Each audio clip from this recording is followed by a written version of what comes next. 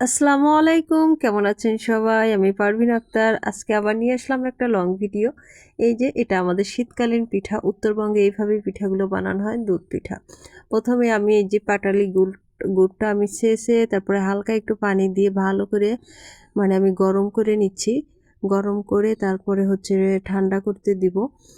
আর এখানে আমি ভয়েস সরাসরি দিতে পারছিলাম না, কারণ বাহিরে ছেলেপেলে কথা বলছিল। আর এই যে দেখেন, আমি একটা ছাঁকনিতে পিঠাগুলো নিয়েছি। এগুলো হচ্ছে ফ্রোজেন পিঠা, আমার শাশুড়ি মা দেশের থেকে দিয়েছিল। সে পিঠাগুলো ডিপেই ছিল, সেটা বের করে যখন বরফটা ছেড়ে গেছে তখন আমি ভাপে দিয়েছি।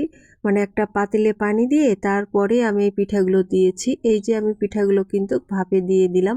আর অন্য চুলায় আমি দুধ জ্বালাচ্ছিলাম, ভালো করে দুধটা জ্বালিয়ে তারপরে আমি সেই ঠান্ডা করা যে গুড়টা আগে আমি গরম করলাম সেই গুড়টা ঢেলে দেবো।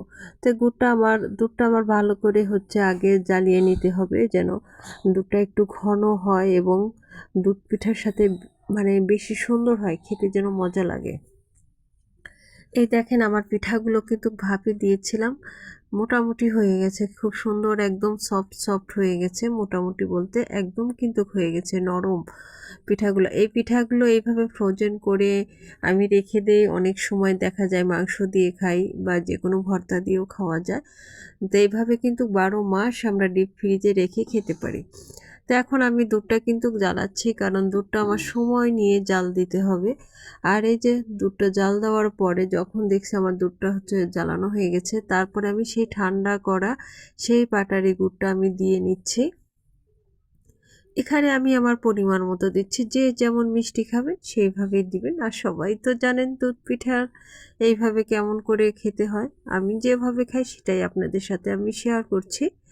তো এখন আমার এখানে দুধের মধ্যে গুড় দেওয়া হয়ে গেছে। দেখেন কতটুকু ঘন হয়েছে, সেটা আপনাদের দেখালাম।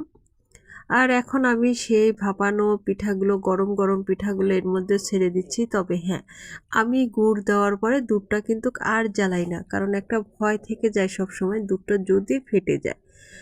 তাই আমি আগে গুড়টা ভালো করে জ্বালিয়ে ঠান্ডা করে তারপর দুধটা আমি ভালো করে ফুটিয়ে সেই ঠান্ডা করা গুড়টা দুধের মধ্যে আমি ঢেলে দিই। এরপর সেই গরম গরম দুধের মধ্যে সেই গরম গরম একদম তুলতুলে সফট সফট পিঠাগুলো দিয়ে তারপরে আমি ঢেকে দিই। এইভাবে আমি ফ্রোজেন পিঠা দিয়ে সবসময় আমি দুধ পিঠা ভিজিয়ে রাখি। তো এই যে আমি এখন ঢেকে দিলাম। ঢেকে দেওয়ার কয়েক ঘন্টা পরে দেখেন আমার পিঠাগুলো কত সুন্দর হয়েছে, একদম সফট। কেমন লাগলো সবাই জানাবেন। আল্লাহ হাফেজ।